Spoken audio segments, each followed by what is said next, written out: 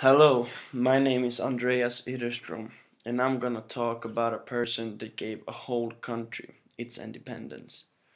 I'm going to present about no one less than Kwame Nkrumah. He's known by the world as Kwame Nkrumah, but his birth name was Francis Nvia Kofi Ngonloma.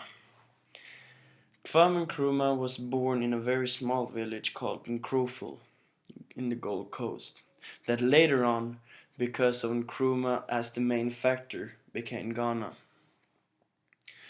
The exact birth date of this great man is kind of a blur.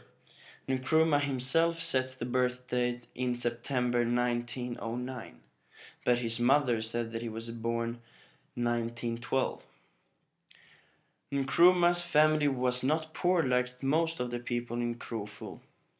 The most mentioned reason for that is Nkrumah's father, who was working in the same province as the capital of the nation. With that said, he did not live with his father, he only lived with his mother.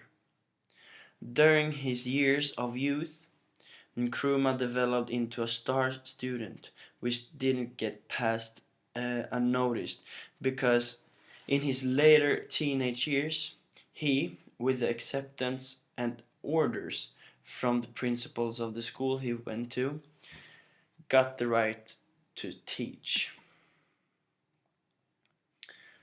There was two battles that Nkrumah fought during his life. The first one he succeeded with no doubt, and the other one is still an ongoing battle that is taking part all over the world.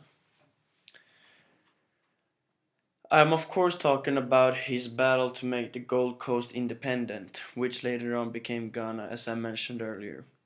The other battle is the equality among all races. Nkrumah was a man of moral, and values was a big part of his life. Kwame Nkrumah is therefore, because of his actions for the people, one of Africa's most beloved men. Books and other sources all described him as a very nice and kind man who never thought of himself in front of others.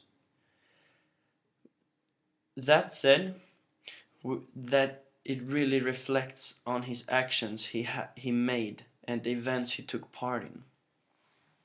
He did not expect himself to have a career in politics, but due to the man he was, he couldn't just stand by and watch when people suffered.